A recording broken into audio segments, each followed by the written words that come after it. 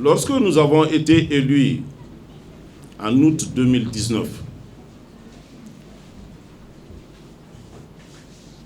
nous avons dit que nous mettrons tout en œuvre, avec votre accompagnement naturellement, pour mettre l'équipe nationale du Mali à un niveau compétitif, nous permettant de remporter la Coupe d'Afrique des Nations, la 33e édition.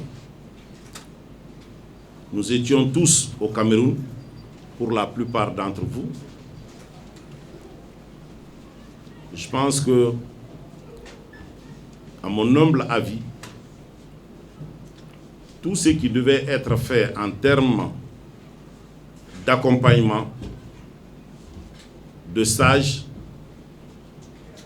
de matchs amicaux, relevant du comité exécutif de la Fédération malienne de football, du département des sports, je pense que nous avons tout mis en œuvre pour que l'équipe nationale du Mali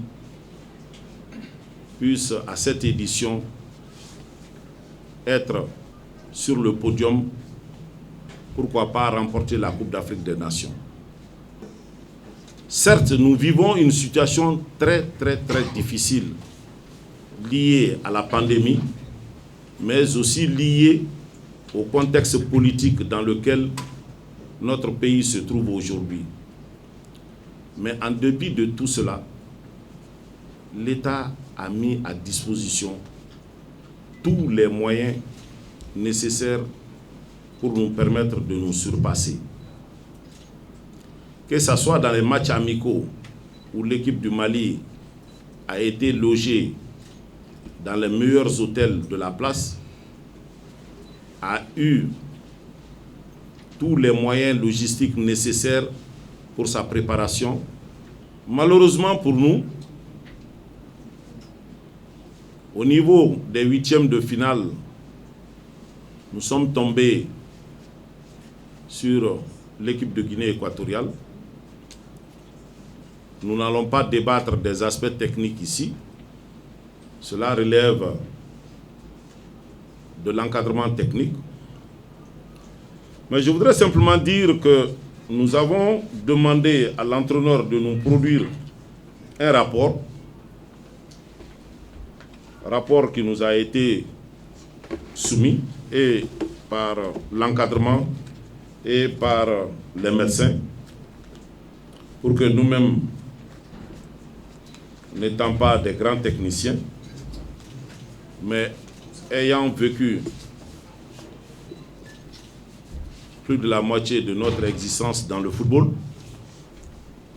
nous savons comprendre entre les lignes certains aspects techniques.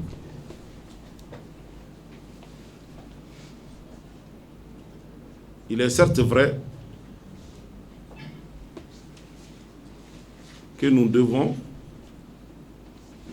avec le recul, réfléchir ensemble, mais aussi dire ou présenter toutes nos excuses au peuple malien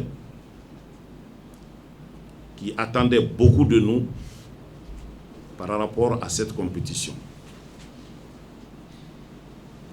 Comme on le dit, nous sommes des humains.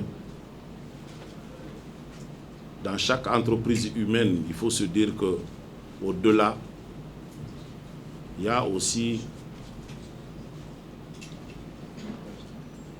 la divinité qui doit nous amener à comprendre qu'on a joué un rôle. Le bon Dieu en a décidé autrement.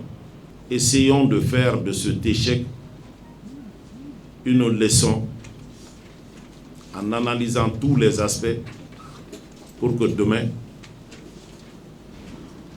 plaise à Dieu, on puisse se qualifier de façon historique pour la première fois à la Coupe du Monde Qatar 2022.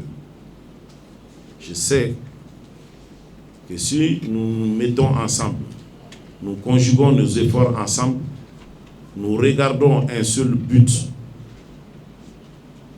on va réussir. J'en suis convaincu.